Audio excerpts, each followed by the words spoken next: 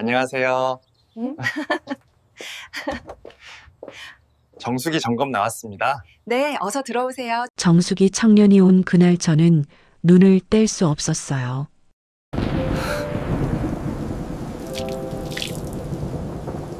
밖에 비가 많이 오네요. 비 오는 날이었어요. 저는 그 청년의 젖은 몸을 보고 숨이 턱 막히고 가슴이 뛰었어요. 그날 그 남자의 땀방울이 내 거실 바닥에 떨어지지 말았어야 했어요. 30년을 지켜온 내 우아한 성벽이 고작 20리터짜리 물통 하나에 무너질 줄 누가 알았겠어요? 사람들은 말하겠죠. 미쳤다고. 하지만 그 순간만큼은 죄책감보다 해방감이 더 컸고 어쩌면 그게 진짜 나였을지도 모른다는 생각이 들어요. 도대체 무엇이 나를 이 파국으로 몰아넣었는지 그 은밀하고도 뜨거웠던 기록을 들려드리겠습니다. 들어가기 전 구독과 좋아요 부탁드립니다. 여러분의 성원에 더 좋은 이야기로 보답하겠습니다. 감사합니다. 강남의 고급 실버 타운형 아파트, 45평형 펜트하우스.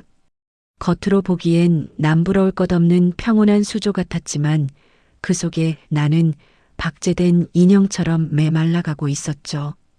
매일 아침 6시 30분, 알람 없이도 눈이 떠지는 규칙적인 생활.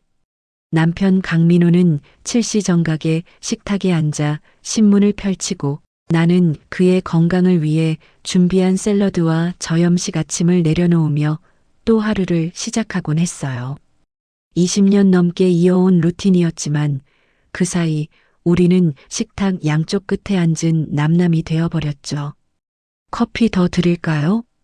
내가 물어도 그는 고개를 끄덕이거나 손을 흔들 뿐 시선은 여전히 경제면에 고정되어 있었어요. 대화라고 할 것도 없는 기계적인 응대만이 우리 사이를 오갔죠.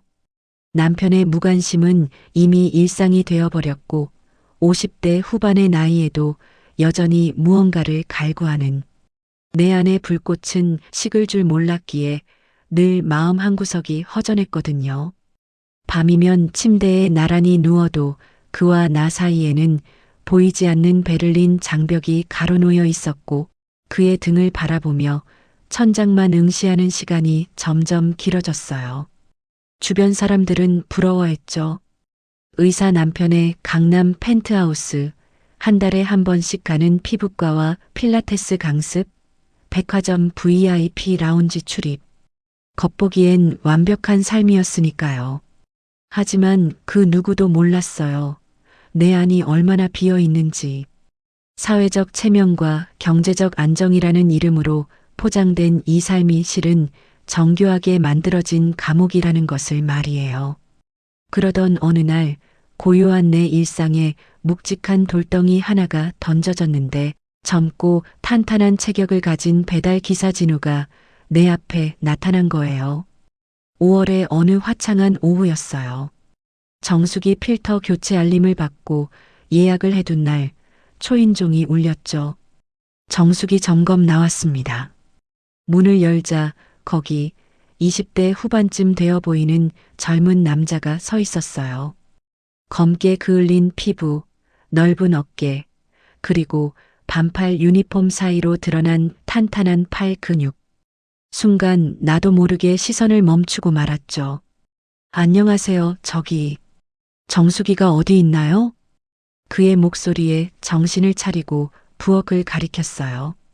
진우라는 이름표를 담그는 무거운 공구 가방을 들고 걸어가는데 그 뒷모습이 왠지 남편과는 너무나 다른 생명력으로 가득 차 있었어요.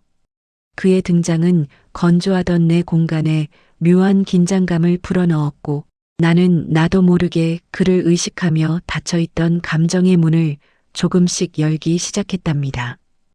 부엌에서 작업하는 동안 나는 거실 소파에 앉아 책을 읽는 척했지만 사실 시선은 계속 그쪽으로 향하고 있었어요. 무릎을 꿇고 정수기를 점검하는 그의 모습, 렌치를 돌릴 때마다 움직이는 등 근육, 집중할 때 살짝 내미는 혀끝, 모든 것이 묘하게 내 시선을 붙잡아 두었죠. 부인, 물통 교체 좀 도와주실 수 있으세요? 그가 부르자 화들짝 놀라 책을 덮고 일어났어요. 가까이 다가가니 그의 몸에서 은은한 남성의 체취가 풍겨왔고 그건 남편에게서는 절대 맡을 수 없는 땀과 힘이 뒤섞인 원초적인 향기였어요. 여기 좀 잡아주세요. 그의 손이 내 손을 이끌어 물통을 잡게 했고 찰나의 접촉이었지만 그 온기가 손끝에서 팔에서 온몸으로 번져가는 것을 느꼈죠. 심장이 이상하게 빨리 뛰기 시작했어요. 감사합니다. 다 됐습니다. 작업을 마친 그는 땀을 닦으며 미소 지었고 그 순간 나는 이상한 아쉬움을 느꼈어요. 벌써 가야 하나? 조금 더 있어도 되는데. 그런 생각이 스쳐 지나갔죠. 수고하셨어요. 잠깐만요. 나는 부엌으로 가서 차가운 보리차를 따라 내밀었어요. 그는 잠시 망설이다가 감사하다며 받아들었고 단숨에 들이키는 그의 목젖이 움직이는 모습을 나는 또 멍하니 바라보고 있었답니다. 날씨가 더워서 힘드시겠어요. 괜찮습니다. 익숙해요. 부인께서 차주셔서 오히려 제가 감사하죠. 그는 환하게 웃으며 컵을 돌려주었고 현관을 나서기 전 한 번 더 고개를 숙여 인사했어요. 문이 닫히고 나서도 한참을 나는 그 자리에 서 있었죠. 가슴이 두근거리고 뺨이 달아오르고 손끝이 떨렸어요. 이게 뭐지? 50대 후반의 유부녀가 20대 청년에게 이런 감정을 느끼다니.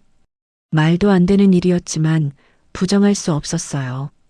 내 안에서 오랫동안 잠들어 있던 무언가가 깨어나고 있다는 것을 말이에요. 그날 밤 남편이 돌아왔을 때 나는 평소와 다름없이 저녁을 차렸지만 머릿속은 온통 낮에 만난 그 청년 생각뿐이었어요. 식사 내내 남편은 병원 이야기만 늘어놓았고 나는 듣는 둥 마는 둥 고개만 끄덕이며 진우의 미소를 떠올렸죠.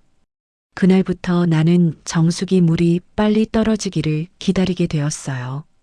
그가 다시 올 핑계를 만들고 싶었거든요. 평소보다 물을 더 자주 따라 마시고 정수기 청소도 자주 하면서 다음 방문 날짜를 손꼽아 기다렸답니다. 2주 후 정기관리 예약일이 다가왔어요. 그날 아침 나는 유난히 옷장 앞에서 오래 고민했죠. 평소 입던 편한 집 옷 대신 살짝 몸에 붙는 니트 원피스를 꺼내 입었고 거울 앞에서 머리도 여러 번 매만졌어요. 자연스럽지만 신경 쓴 티가 나지 않게, 그렇지만 매력적으로 보이게. 내가 지금 뭐 하는 거지? 스스로에게 물었지만 멈출 수가 없었어요. 분명 잘못된 감정이라는 걸 알면서도 오랜만에 느끼는 이 설렘을 포기하고 싶지 않았거든요.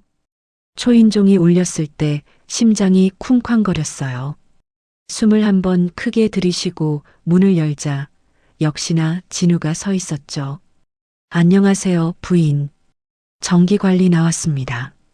어서 오세요. 목소리가 평소보다 조금 높게 나왔어요. 그를 안으로 맞아들이면서 은은하게 뿌려둔 향수 냄새가 느껴지는지 신경 쓰였죠. 정수기 통을 갈아 끼우는 진우의 팔 근육이 꿈틀거리는 것을 보았을 때 내 심장은 걷잡을 수 없이 뛰기 시작했어요. 반팔 유니폼 소매 사이로 드러난 이두박근이 20리터 물통을 들어 올릴 때마다 단단하게 솟아올랐고 그 힘있는 움직임 하나하나가 내 눈길을 사로잡았죠. 그의 목덜미를 타고 흐르는 땀방울을 홀린 듯 쳐다보며 나는 내 몸속 깊은 곳에서 차오르는 원초적인 갈증을 느꼈지요. 그 땀방울이 셔츠 깃으로 스며들 때 나는 무의식적으로 침을 삼켰어요. 이상했어요. 남의 땀이 이렇게 관능적으로 보일 수 있다는 게. 부인, 괜찮으세요? 얼굴이 좀 빨개지신 것 같은데. 아, 네. 좀 더운가 봐요. 에어컨 온도를 낮출게요. 당황한 나는 황급히 리모컨을 찾아 에어컨을 켰어요. 들킨 것 같아 부끄러웠지만 동시에 묘한 흥분도 느껴졌죠. 물통 새 걸로 끼워드렸습니다. 한번 확인해 보시겠어요? 그가 정수기 옆으로 비키며 손짓했어요. 다가가서 버튼을 누르려는 순간 물통을 건네받다 스친 손가락 끝의 열기는 마치 전선이 닿은 듯 온몸으로 퍼져나갔고 나는 그 짧은 접촉만으로도 전율하며 내가 얼마나 누군가의 온기를 그리워했는지 깨달았어요. 아! 순간 균형을 잃은 나는 비틀거렸고 본능적으로 그의 팔을 잡았죠. 그의 단단한 팔뚝 근육이 손바닥에 생생하게 느껴졌고 그 촉감이 너무나 실제적이어서 정신이 아찔했어요. 조심하세요, 부인. 그가 다른 손으로 내 허리를 가볍게 받쳐줬어요. 불과 3초도 안 되는 순간이었지만 그 시간 동안 나는 지난 몇 년간 느껴본 적 없는 강렬한 전율을 경험했죠. 그의 손바닥이 닿은 허리 부분이 뜨겁게 달아올랐고 온몸의 감각이 그곳으로 집중되었어요. 죄송해요. 제가 갑자기 괜찮습니다. 다치시지만 않으셨으면. 우리는 잠시 서로를 바라봤어요. 그의 검은 눈동자 속에 뭔가 다른 감정이 스치는 것 같았지만 확신할 수는 없었죠. 아니, 확신하고 싶지 않았을 수도 있어요. 이건 일방적인 내 감정일 뿐이라고, 착각이라고 스스로를 다독이고 싶었거든요. 물 한 잔 드릴까요? 오늘 날씨가 정말 덥네요. 네, 감사합니다. 이번엔 차가운 물 대신 내가 직접 내린 아이스 아메리카노를 내밀었어요. 그는 조금 놀란 표정으로 받아들며 감사하다고 말했죠. 부인, 집이 정말 좋네요. 전망도 멋지고 혼자 있기엔 너무 넓어요. 무심코 내뱉은 말이었는데 그 순간 분위기가 미묘하게 변했어요. 나는 황급히 화제를 돌렸죠. 이 일 오래 하셨어요? 한 2년 정도 됐습니다. 힘들긴 한데 여러 사람 만나는 게 재미있어요. 그럼 이 동네는 자주 오시나요? 네, 이 아파트 담당이 저라서 자주 와요. 다음 달에도 또 뵙게 될 것 같네요. 다음 달에도. 그 말에 가슴이 또 두근거렸어요. 한 달을 기다려야 한다는 아쉬움과 그래도 다시 볼 수 있다는 기대감이 교차했죠. 금지된 유혹이라는 걸 알면서도 그 열기에 취해버린 나는 이제 더 이상 예전의 무미건조한 삶으로 돌아갈 수 없음을 직감했답니다. 그날 이후 나는 매일 거울을 보며 스스로에게 물었어요. 너 지금 뭐 하는 거니? 나이도 있고 결혼도 했는데. 하지만 이성의 목소리는 점점 작아졌고 감정의 목소리는 점점 커져만 갔죠. 정수기 회사에 괜한 문의 전화도 걸었어요. 필터 교체 주기는 어떻게 되는지, 정기 관리는 얼마나 자주 받아야 하는지. 담당자는 친절하게 답해줬지만 내가 진짜 알고 싶었던 건 언제 진우가 다시 올 수 있는지였어요. 핸드폰 캘린더에 빨간 동그라미를 그려가며 다음 방문일을 세웠고 그날이 가까워질수록 나는 더 조심스럽게 남편의 스케줄을 확인했어요. 혹시라도 남편이 집에 있는 날과 겹치면 어떡하나 그런 걱정까지 하게 되었죠. 밤마다 침대에 누워 천장을 바라보며 상상했어요. 그가 다시 왔을 때 어떤 옷을 입을지, 어떤 말을 건넬지, 혹시 또 스킨십이 생긴다면 어떻게 반응할지. 위험한 상상이라는 걸 알았지만 멈출 수가 없었어요.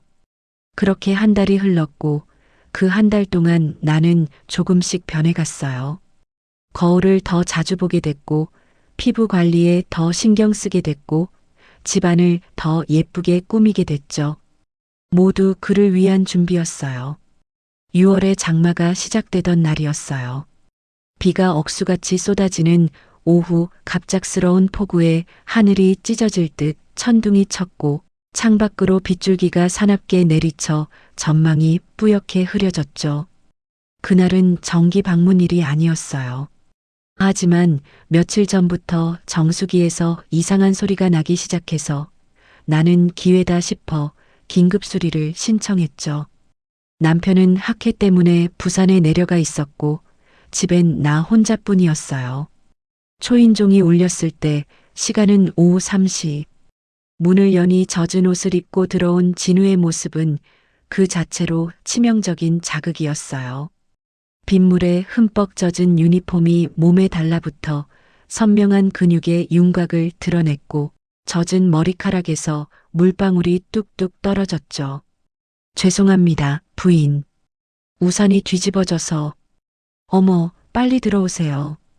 감기 걸리시겠어요. 나는 황급히 그를 안으로 맞이했어요. 현관에 서 있는 그에게서 빗물이 떨어져 바닥에 작은 웅덩이를 만들었고 나는 서둘러 수건을 가지러 갔죠. 여기요. 일단 물기부터 닦으세요. 수건을 건네며 좁혀진 거리 사이로 서로의 숨소리가 섞여 들어오고 좁은 현관 전조등 아래서 느껴지는 그의 거친 숨결에 나는 정신이 아득해졌죠.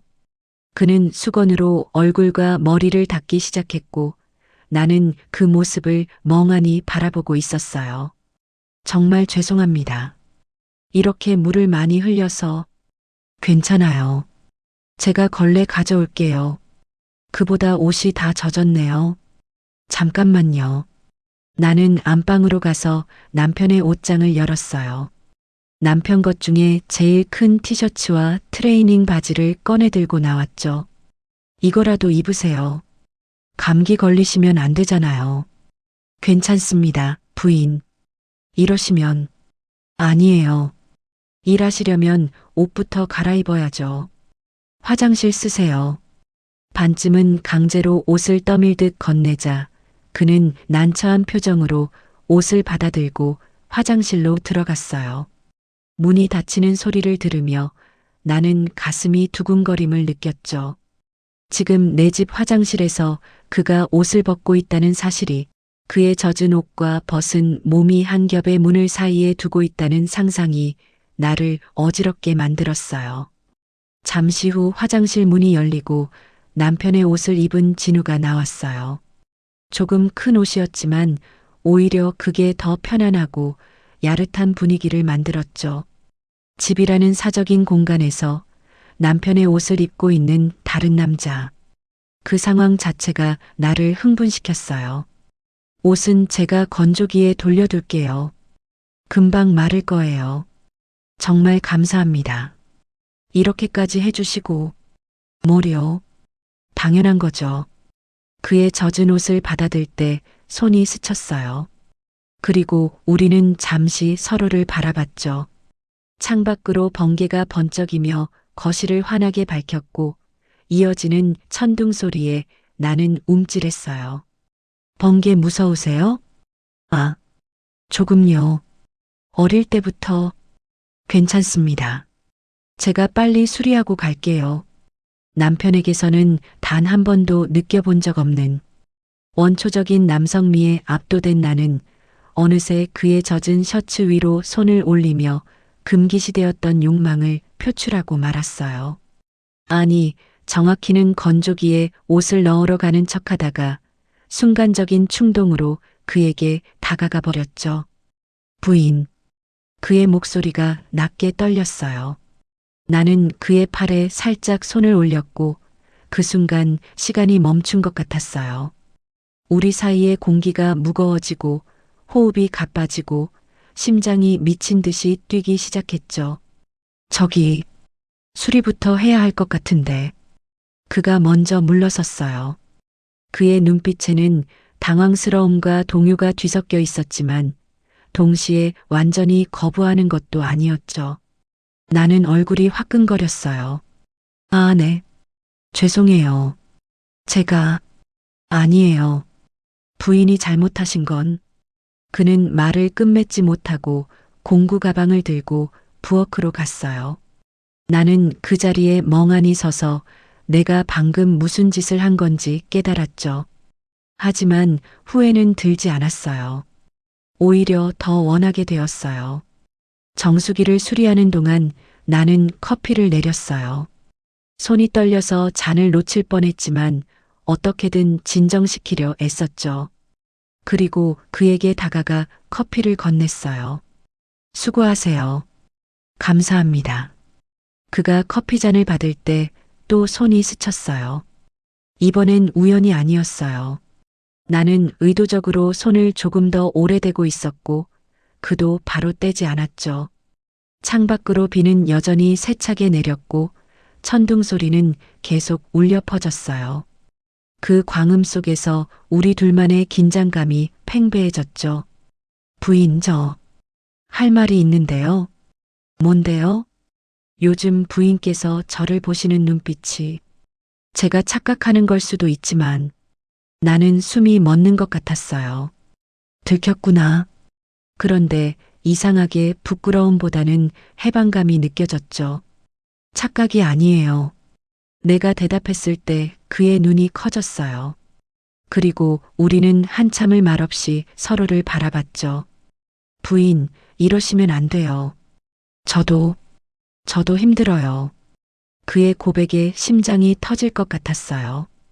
그도 나와 같은 마음이라니. 아니, 적어도 영향을 받고 있다니. 왜 힘들어요? 부인은 유부녀시고 저는 그냥 배달 기사일 뿐이에요. 이런 관계, 우린 아직 아무 관계도 아니잖아요. 내가 한 발 더 다가갔어요. 그는 뒤로 물러섰지만 뒤에 싱크대가 있어서 더 이상 갈 곳이 없었죠. 부인, 나 혼자만 이런 감정 느끼는 거 아니죠? 그렇죠? 내가 속삭이듯 물었어요. 그는 힘들게 침을 삼켰어요. 아니에요. 부인도, 저도 더 이상의 말은 필요 없었어요. 우리는 서로를 향해 움직였고 입술이 닿으려는 순간 땡, 땡, 땡 시계 알람이 울렸어요. 남편이 설정해둔 약 먹는 시간 알람이었죠. 우리는 화들짝 놀라 서로에게서 떨어졌어요. 이만 가봐야 할 것 같아요. 그가 황급히 공구를 챙겼어요. 수리는 이미 끝나 있었죠. 옷은 나중에 찾으러 올게요. 오늘은 죄송합니다. 그는 젖은 옷 그대로 현관으로 향했어요. 나는 그를 붙잡고 싶었지만 동시에 이 상황이 너무 빠르게 진행되고 있다는 것도 알았죠. 조심해서 가요. 네. 부인도 안녕히 계세요. 문이 닫히고 나는 그 자리에 주저앉았어요. 가슴이 터질 것 같았고 온몸이 떨렸어요. 방금 무슨 일이 있었던 거지? 거의 키스할 뻔했잖아. 위험한 이중 생활은 그렇게 시작되었고 나는 가족의 눈을 피해 그와 나누는 은밀한 시간 속에서 짜릿한 희열과 불안을 동시에 느끼며 깊은 늪으로 빠져들었답니다. 그날 밤 남편이 돌아왔을 때 나는 평소처럼 행동했어요. 하지만 속으로는 진우를 생각하고 있었죠.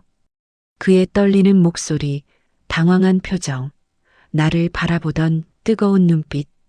침대에 누워서도 잠이 오지 않았어요. 옆에서 코를 고는 남편과 달리 나는 천장을 바라보며 오늘 있었던 일을 반추했죠. 위험하다는 걸 알았어요. 하지만 멈출 수 없었어요. 그리고 다음 날 진우에게서 문자가 왔어요. 부인, 어제는 제가 실례를 많이 했습니다. 옷은 다음 방문 때 찾아가겠습니다. 나는 한참을 그 문자를 바라보다가 답장을 보냈어요. 아니에요. 제가 불편하게 해드린 것 같아서 죄송해요. 옷은 편하실 때 가져가세요. 그리고 덧붙였죠. 언제든 환영이에요. 보내고 나서 심장이 쿵쾅거렸어요. 너무 노골적이었나? 하지만 이미 보낸 메시지였어요. 1시간 후 답장이 왔어요. 부인, 우리 조심해야 할 것 같아요. 알아요. 하지만 멈출 수가 없어요. 그 후로 우리는 조심스럽게 관계를 이어갔어요. 공식적인 방문일이 아니어도 사소한 핑계를 만들어 그는 우리 집에 들렀고 남편이 병원에 있는 시간을 노려 우리는 위험한 만남을 이어갔죠. 처음엔 정말 조심스러웠어요. 거실 소파에 나란히 앉아 커피를 마시며 이야기를 나누고 손을 잡고 포옹하는 것까지 천천히, 아주 천천히 거리를 좁혀갔어요. 이러면 안 되는 거 알죠? 그가 내 손을 꼭 잡으며 물었어요. 알아요. 하지만 멈출 수가 없어요. 저도요. 부인을 보면 자꾸 생각나요. 밤에도 일할 때도 그의 고백에 가슴이 뛰었어요. 나만 그런 게 아니었구나. 그도 나를 생각하고 있었구나. 이름으로 불러줄 수 없어요? 부인이라는 호칭이 너무 멀게 느껴져요. 하지만 수진이에요. 이수진. 수진 씨. 그가 내 이름을 부르는 순간 나는 온몸에 전율을 느꼈어요. 얼마나 오랜만에 듣는 내 이름이던가요? 남편은 늘 당신 또는 여보라고만 불렀고 다른 사람들은 부인 또는 사모님이라고만 했으니까요. 다시 한번 불러줘요. 수진 씨. 좋아요. 너무 좋아. 우리는 서로를 끌어안았어요. 그의 넓은 가슴에 얼굴을 묻으니 심장이 빠르게 뛰는 게 느껴졌죠. 나만 떨리는 게 아니었어요. 그도 떨리고 있었어요. 하지만 행복한 시간은 언제나 짧았어요. 어느 날 두 사람의 입술이 맞닿으려던 찰나 정적을 깨고 들려온 도어락 비밀번호 소리는 심장을 얼어붙게 만들었어요. 띠리리리링. 그 전자음이 울려 퍼진 순간 우리는 동시에 얼어붙었어요. 남편이었어요. 분명 오늘은 오후 수술이 있다고 했는데 왜? 숨어요, 빨리. 나는 속삭이며 진우를 다용도실로 밀어 넣었어요. 해외 출장 중이라던 남편이 예고도 없이 귀가하자 진우는 급히 다용도실 세탁기 뒤로 몸을 숨겼고 나는 떨리는 목소리를 가다듬으며 남편을 맞이해야 했죠. 여보, 왜 이렇게 일찍? 수술 취소됐어.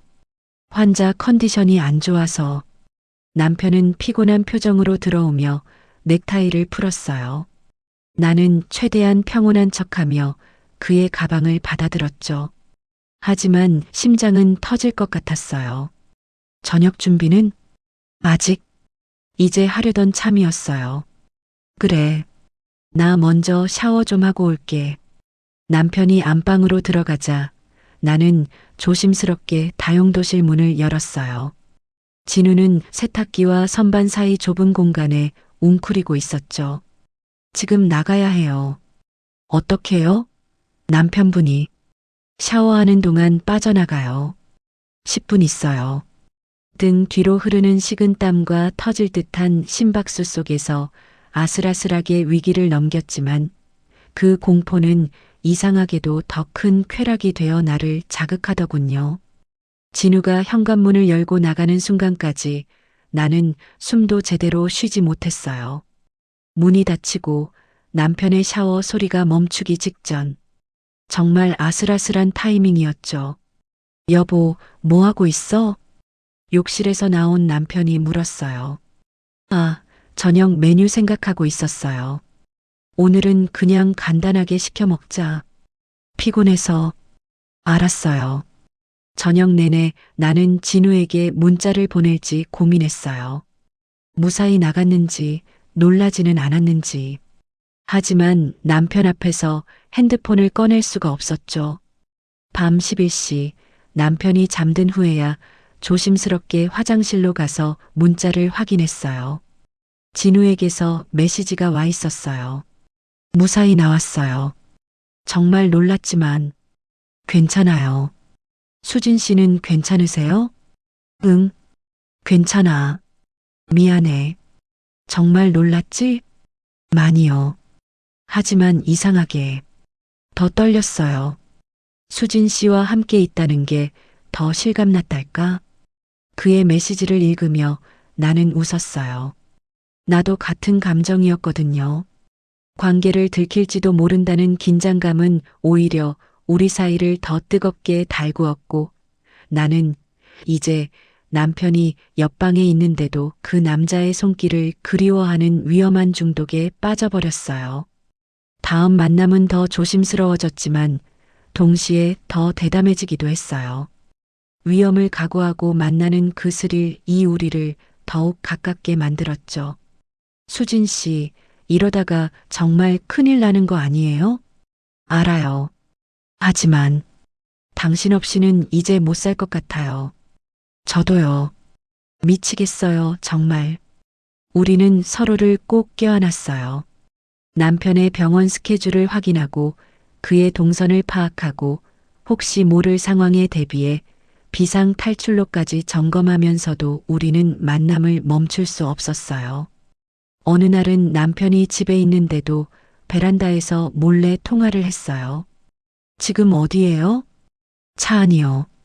수진 씨 아파트 아래에. 뭐, 지금 보고 싶어서요. 그냥 같은 공간에 있고 싶었어요. 가슴이 미어졌어요. 그도 나만큼 힘들어하고 있구나. 미안해요. 내가 당신을 이렇게. 아니에요. 제 선택이었어요. 후회 안 해요. 언제 봐요? 모레 남편분 병원 가시면. 알았어요. 기다릴게요. 매 만남이 마지막일 수 있다는 생각에 우리는 더욱 간절했어요. 손을 잡을 때도, 포옹할 때도, 키스할 때도 마치 세상에 우리 둘밖에 없는 것처럼 몰입했죠. 하지만 비밀은 영원할 수 없는 법인지 예상치 못한 곳에서 균열이 생기기 시작했죠. 7월의 어느 화창한 오후, 아파트 부녀회장 박 여사가 예고 없이 방문했어요. 부녀의 회비 관련 이야기가 있다며 초인종을 눌렀죠. 아이고, 사모님. 바쁘신데 잠깐만 뵙겠습니다. 아, 네. 들어오세요. 나는 당황했지만 거절할 수도 없었어요. 그런데 문제는 그날 진우가 와 있었다는 거예요. 다행히 그는 화장실에 있었지만 현관에는 그의 운동화가 놓여 있었죠. 아파트 부녀회장이 방문했을 때 현관에 놓인 진우의 모자를 들키고 말았고, 아니, 모자뿐만이 아니었어요. 운동화까지. 어머, 사모님. 손님이 계신가 봐요? 박 여사의 날카로운 눈빛이 현관 신발장을 훑쳤어요. 아, 그게 정수기 기사가 와 있어요. 고장이 나서. 아, 그러시구나. 그런데 왜 이렇게 오래 걸리나요? 벌써 1시간 넘었을 텐데. 박 여사는 부엌 쪽을 힐끔 쳐다봤어요. 진우는 화장실에 숨어 있었고 정수기는 멀쩡히 돌아가고 있었죠. 복잡한 문제라서요. 곧 끝난대요. 그렇군요. 그럼 저는 이만. 그때였어요. 화장실 변기 물 내리는 소리가 들렸죠. 박 여사의 눈썹이 치켜 올라갔어요.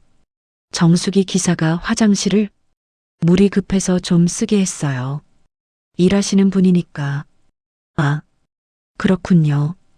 박 여사는 뭔가 석연치 않다는 표정이었지만 더 이상 묻지 않고 회비 이야기만 하고 갔어요. 하지만 그녀의 날카로운 눈빛은 이미 모든 것을 꿰뚫어 본 듯 했어요. 문이 닫히자 나는 주저앉았어요. 진우가 화장실에서 나왔죠. 들켰나요? 모르겠어요. 하지만 의심은 하는 것 같아요. 이제 어떡하죠? 우리는 불안한 눈빛으로 서로를 바라봤어요. 하지만 헤어질 수는 없었어요. 아니, 헤어지고 싶지 않았어요. 소문은 아파트 단지 내에 삽시간에 퍼져나갔고 내가 쌓아온 완벽한 사회적 위치와 우아한 평판은 순식간에 난도질 당하기 시작했답니다. 처음엔 수군거림으로 시작됐어요. 엘리베이터에서 마주치면 대화가 뚝 끊기고 아파트 산책로에서 인사를 해도 어색하게 웃으며 피해가는 사람들. 필라테스 수업에 가면 옆자리가 비어 있고 북클럽 모임에는 아예 초대조차 오지 않았어요. 들었어? 강 원장 부인이. 쉿, 저기 온다. 마트에서 장을 보다가 들은 수군거림이었어요. 나는 아무렇지 않은 척 카트를 밀었지만 귀는 그들의 대화에 쫑긋 서 있었죠. 정숙이 기사랑 그렇다더라. 어머, 나이도 있으신 분이 철이 없으시네. 돈이 많아도 행복은 살 수 없나 봐. 뒤에서 웃음소리가 들렸어요. 나를 비웃는 소리. 가슴이 무너져 내렸지만 나는 고개를 들고 당당하게 걸었어요. 부끄러워할 이유가 없다고 스스로를 다독이며. 하지만 혼자 있을 때는 달랐어요. 거울을 보며 물었죠. 나 정말 잘못된 거야? 도덕적 비난과 주변의 시선 속에서 나는 혼란에 빠졌지만 역설적으로 그 파국이 다가올수록 내 안의 욕망은 더욱 선명해지며 내가 진짜 원하는 것이 무엇인지 스스로에게 묻게 되었어요. 진우와의 만남은 더욱 은밀해졌어요. 아파트가 아닌 외부에서 만나기 시작했죠. 강남 뒷골목의 조용한 카페, 한강변의 인적 드문 벤치, 때로는 그의 좁은 원룸에서 수진 씨, 이러다가 정말 알아요. 하지만 이제 돌아갈 수도 없어요. 이미 소문이 다 났는걸요. 쟤 때문에. 아니에요. 내 선택이었어요. 그의 원룸은 우리 집과는 천지 차이였어요. 좁고 낡고 습기까지 찼지만 그곳에서 느끼는 자유로움은 45평 펜트하우스에서 느껴본 적 없는 것이었죠. 여기가 더 좋아요. 뭐가요? 숨길 필요가 없잖아요. 여긴 누가 뭐래도 상관없는 곳이니까. 좁은 침대에 나란히 누워 창밖을 바라봤어요. 화려한 강남의 야경이 아닌 낡은 건물과 간판 불빛들. 하지만 그게 더 진짜 같았어요. 수진 씨, 응? 행복해요? 나는 한참을 생각했어요. 행복한가? 세상의 비난을 받으면서도 가족을 배신하면서도 나는 행복한가? 응, 행복해요. 당신과 있으면. 그가 내 손을 꼭 잡았어요. 저도요. 하지만 행복은 오래가지 않았어요. 어느 날 남편에게서 전화가 왔죠. 집에 와. 할 말이 있어. 차가운 목소리였어요. 나는 떨리는 손으로 진우를 바라봤어요. 들킨 것 같아요. 같이 가요. 안 돼요. 당신까지 위험해져요. 이미 위험해요. 그리고 수진 씨 혼자 보낼 수 없어요. 우리는 손을 맞잡고 아파트로 향했어요. 엘리베이터 안에서 그가 내 손을 꼭 쥐었죠. 괜찮아요. 제가 있잖아요. 문을 열자 남편이 소파에 앉아 있었어요. 그의 옆에는 사진들이 놓여 있었죠. 우리가 함께 있는 모습들. 누군가 찍은 것 같았어요. 이게 뭐야? 남편의 목소리는 차가웠어요. 사실이에요. 나는 떨리지만 단호하게 대답했어요. 이제 숨길 수도 거짓말할 수도 없었어요. 사실이라고? 남편의 목소리가 떨렸어요.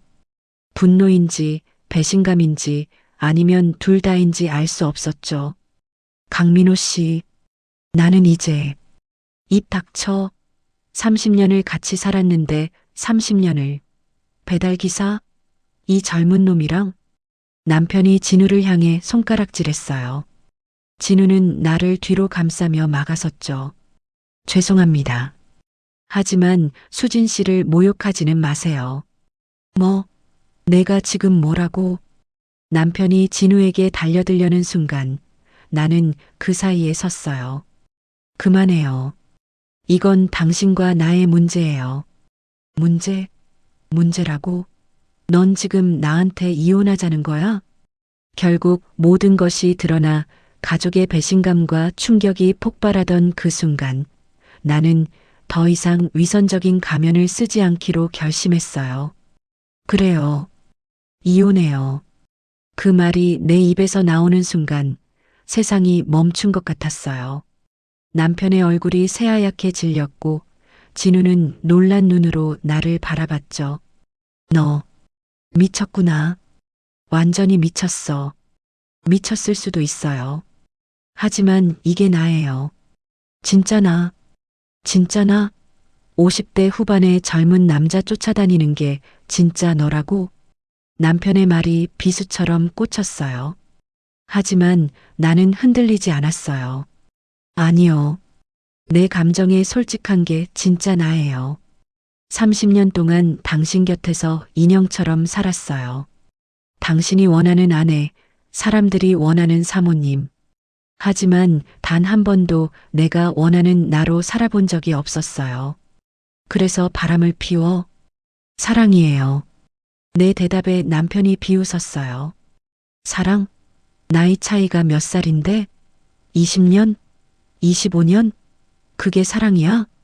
나이가 뭐가 중요해요? 그 사람은 나를 보는 눈이 달라요. 당신처럼 공기처럼 여기지 않아요. 내 말에 귀 기울이고 내 감정을 존중해주고 나를 한 사람의 여자로 봐줘요. 여자? 남편이 코웃음 쳤어요. 50대 후반이 무슨 여자야? 정신 차려. 그 말에 참았던 감정이 폭발했어요. 그래요. 50대 후반이에요. 하지만 난 여전히 살아있는 사람이에요. 느끼고 원하고 사랑하는 사람이라고요. 당신은 언제 마지막으로 내 손을 잡았어요? 언제 마지막으로 내 얼굴을 제대로 봤어요? 언제 마지막으로 나한테 관심을 가졌어요? 남편은 대답하지 못했어요. 그것이 답이었죠. 이혼 서류 준비해요. 재산은 법대로 나누면 돼요. 난 많이 원하지 않아요. 너 정말. 남편의 분노 섞인 외침과 세상의 손가락질 앞에서도 나는 당당히 진우의 손을 잡고 아파트를 나섰어요. 엘리베이터를 기다리는 동안 복도에서 우리를 보는 이웃들의 시선이 느껴졌어요.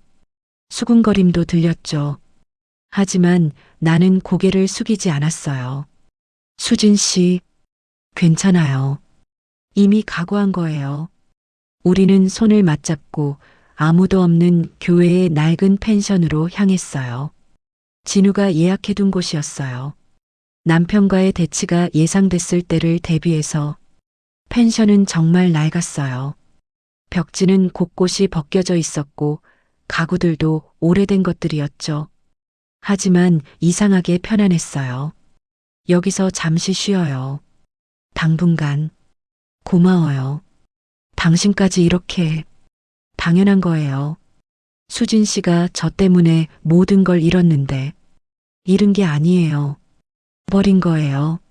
내 선택이었어요. 창밖으로 저녁 노을이 지고 있었어요. 우리는 창가에 나란히 서서 노을을 바라봤죠. 이 여자가 정말 나인가?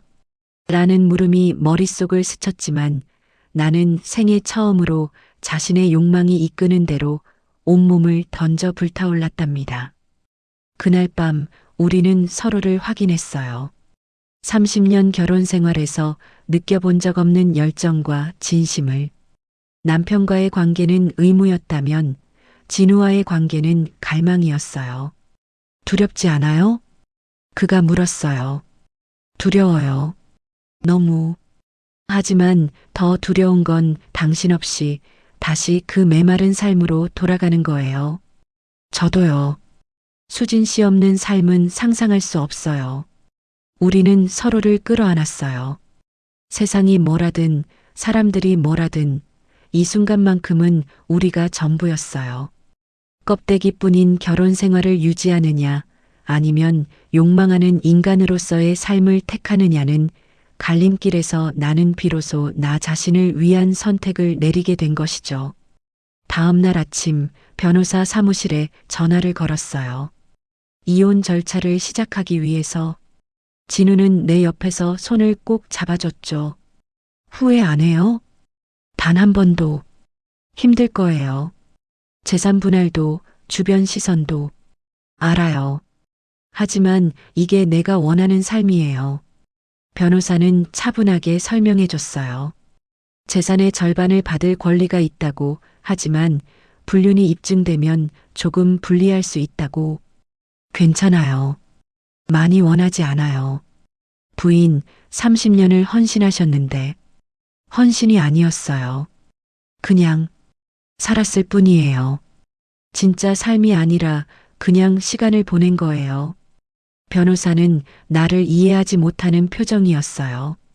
하지만 상관없었어요. 이해받을 필요도 없었으니까. 남편에게서 연락이 왔어요. 만나자고. 혼자 갈게요. 위험해요. 괜찮아요. 남편이 폭력적인 사람은 아니에요. 약속 장소는 우리가 자주 가던 레스토랑이었어요. 추억이 서린 곳에서 마지막 대화를 나누고 싶었던 걸까요? 남편은 이미 와 있었어요. 많이 지쳐 보였죠. 앉아. 한참을 침묵이 흘렀어요. 주문한 커피가 나왔고 우리는 잔을 들지도 않고 앉아 있었어요. 돌아와. 없었던 일로 하자. 병원에서 내가 얼마나 비웃음거리가 됐는지 알아? 원장 부인이 배달 기사랑 달아났다고. 다들 수군거려. 미안해요. 미안하면 돌아와. 돌아갈 수 없어요. 왜? 사랑하니까요. 남편이 쓴웃음을 지었어요. 사랑? 그게 몇 달이나 갈 것 같아? 몰라요. 하지만 지금은 확실해요. 정신 차려. 그 남자 나이가 얼마야? 너랑 25년 차이잖아. 지금은 좋을지 몰라도 시간 지나면 후회해. 그래도 내 선택이에요. 재산은 많이 원하지 않아요. 당신도 힘들게 번 돈이잖아요. 너 정말 미쳤구나. 그럴 수도 있어요. 하지만 이 미침이 내겐 정상이에요. 남편은 더 이상 말하지 않았어요. 우리는 묵묵히 식어버린 커피를 마시고 헤어졌죠. 30년 결혼 생활의 끝은 그렇게 담담했어요. 석 달 후 이혼 서류를 마주하고 앉은 내 표정은 예전의 박제된 모습과는 확연히 달랐어요. 여기 서명하시면 됩니다. 변호사가 서류를 밀어줬어요. 나는 떨리는 손으로 펜을 들었죠. 30년의 결혼 생활이 이 서명 하나로 끝나는구나. 사인을 하는 순간 눈물이 났어요. 슬퍼서가 아니었어요. 후회해서도 아니었어요. 그저 한 시대가 끝나는 것 같아서. 수진 씨, 진우가 내 손을 꼭 잡아줬어요. 괜찮아요? 응, 괜찮아. 모든 것을 잃었다고 생각할 수도 있겠지만 거울 속에 비친 나는 비로소 살아있는 눈빛을 하고 있었거든요. 재산 분할 결과 나는 아파트 매매가의 3분의 1과 예금의 절반을 받았어요. 불륜이 입증되었지만 30년 결혼 생활에 대한 기여도를 인정받은 거죠. 이 돈으로 뭐 할 거예요? 작은 카페를 열까 해요. 항상 꿈꿨던 거예요. 카페요? 응. 내 공간을 갖고 싶었어요. 누군가의 아내도 누군가의 사모님도 아닌 이수진으로서의 공간. 진우가 웃었어요. 멋진데요. 저도 도와줄게요. 당신은 일 있잖아요. 그만둘 거예요. 수진 씨랑 같이 카페 하고 싶어요. 하지만 배달 일은 임시였어요. 제 꿈은 요리사였거든요. 카페에서 디저트 만들면 되잖아요. 우리는 서로를 보며 웃었어요. 불확실한 미래였지만 함께라면 괜찮을 것 같았어요. 30년간 나를 가두었던 허울뿐인 우아함을 벗어던지고 상처 입고 부서진 자리에서 욕망하는 자아라는 사로운 싹이 돋아나는 것을 느꼈죠. 홍대 근처에 작은 카페를 열었어요. 이름은 다시 봄. 인생의 봄을 다시 맞이한다는 의미였죠. 오픈 첫날 손님은 별로 없었어요. 하지만 상관없었어요. 내 공간에서 내가 원하는 것을 하고 있다는 것만으로도 충분했으니까. 수진 씨, 아메리카노 한 잔이요. 진우가 주문을 넣으며 장난스럽게 말했어요. 네, 손님. 금방 나옵니다. 우리는 손님과 주인처럼 연기하며 웃었어요. 이런 소소한 행복이 얼마나 소중한지 예전에는 몰랐어요. 저녁에 문을 닫고 정리를 하는데 누군가 문을 두드렸어요. 돌아보니 낯익은 얼굴이었죠. 예전 아파트 이웃이었어요. 안녕하세요. 어색하게 인사를 하자 그녀가 들어왔어요. 여기 사모님 가게인가요? 사모님은 아니고요. 이수진입니다. 아, 이혼하셨다고 들었어요. 네. 행복해 보이세요. 그 말에 가슴이 뭉클했어요. 감사해요. 정말로. 그녀는 커피를 주문했고 우리는 잠시 이야기를 나눴어요. 예전처럼 비난하지도 수군거리지도 않았어요. 그저 한 사람의 선택을 존중해주는 느낌이었죠. 부러워요, 사실. 뭐가요? 용기가. 자기 인생을 사는 용기.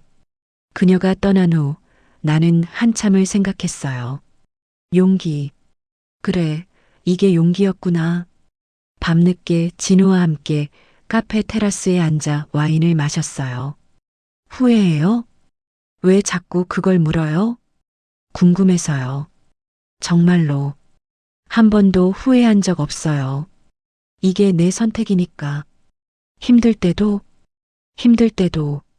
외로울 때도, 무서울 때도, 그래도 후회는 없어요. 진우가 내 손을 잡았어요. 사랑해요, 수진 씨. 나도 사랑해요. 이제 나는 타인의 시선이 아닌 내면의 소리에 귀 기울이며 비로소 한 인간으로서의 진짜 삶을 시작하려 합니다. 물론 쉽지 않아요. 아직도 예전 아파트 근처만 가면 시선이 느껴지고 남편의 지인들을 마주치면 어색해요. 경제적으로도 예전만큼 여유롭지 않죠. 하지만 거울을 볼 때마다 확인해요. 내 눈빛이 살아있다는 것을, 웃음이 진짜라는 것을, 이 삶이 진짜라는 것을. 어느 날 카페에 한 여성이 찾아왔어요. 50대 초반쯤 되어 보이는 명품 백을 든 우아한 여성이었죠. 여기 소문 듣고 왔어요. 소문이요? 용기 있는 사람이 하는 카페라고. 그녀는 쓸쓸하게 웃었어요. 저도 남편한테 소중한 존재가 아니에요. 30년을 함께 살았지만 전 그냥 집안 살림 관리하는 사람일 뿐이에요. 나는 그녀에게 커피를 내려주며 말했어요. 인생은 한 번뿐이에요. 다른 사람을 위해 사는 건 의미 없어요. 하지만 나이도 있고 용기도 없고 나이는 숫자일 뿐이에요. 용기는 필요한 순간 생기더라고요. 그녀는 한참을 커피를 마시다가 눈물을 흘렸어요. 나는 아무 말 없이 티슈를 건넸죠. 감사해요. 용기를 내볼게요. 그녀가 떠난 후 진우가 물었어요. 무슨 얘기했어요? 인생 이야기. 깊네요. 깊죠. 인생은 원래 깊은 거니까. 우리는 웃으며 다시 일을 시작했어요. 6개월 후 카페는 제법 손님들로 붐비기 시작했어요. 소문이 났죠. 인생의 봄을 찾고 싶은 사람들이 가는 카페라고. 다양한 사람들이 찾아왔어요. 이혼을 고민하는 사람, 새로운 시작을 꿈꾸는 사람, 용기가 필요한 사람들. 나는 그들에게 커피를 내려주며 내 이야기를 들려줬어요. 모든 걸 말하지는 않았지만 선택과 용기에 대해서. 그리고 깨달았어요. 내 선택이 누군가에게는 희망이 될 수 있다는 것을. 완벽한 삶을 사는 것보다 진짜 삶을 사는 게 더 중요하다는 것을. 진우와의 관계도 안정기에 접어들었어요. 처음에 열정은 조금 가라앉았지만 대신 깊은 신뢰와 동반자 의식이 생겼죠. 수진 씨, 응? 결혼할래요? 어느 날 저녁 진우가 불쑥 물었어요. 결혼? 네. 저랑 공식적으로. 나는 한참을 생각했어요. 결혼. 다시 그 제도 안으로 들어간다는 게 두렵기도 했어요. 조금만 더 생각해 볼게요. 결혼이 아니어도 우린 충분히 행복하잖아요. 그렇긴 한데. 당신이 불안해요? 조금요. 수진 씨가 언젠가 후회하고 떠날까봐. 안 가요. 어디도. 나는 그를 꼭 껴안았어요. 결혼이든 아니든 내 선택은 당신이에요. 1년 후 우리는 결혼했어요. 화려한 결혼식이 아니라 카페에서 가까운 친구들만 모아 소박하게. 축하해요, 수진 씨. 이제 수진 씨가 아니라 와이프라고 불러야죠? 그렇네요. 와이프? 신혼여행은 제주도로 갔어요. 호화로운 리조트가 아니라 작은 게스트하우스에서. 행복해요? 진우가 물었어요. 너무 행복해요. 이게 진짜 삶이구나 싶어요. 후회는요? 후회? 왜요? 옛날 생활이요. 편했잖아요. 편하지만 공허한 삶과 힘들지만 충만한 삶. 당신은 어떤 걸 선택하겠어요? 후자요. 나도요. 우리는 손을 잡고 해변을 걸었어요. 50대 후반의 여자와 30대 초반의 남자. 사람들이 쳐다봤지만 이제는 신경 쓰이지 않았어요. 중요한 건 나이가 아니라 마음이니까. 사랑이니까. 그날 그 남자의 땀방울이 내 거실 바닥에 떨어졌을 때 나는 몰랐어요. 그게 내 인생의 전환점이 될 줄은. 30년을 지켜온 성벽이 무너졌지만 그 자리에 더 진짜인 무언가가 세워졌어요. 후회는 없어요. 단 한 번도. 왜냐하면 이게 바로 내가 원했던 삶이니까요.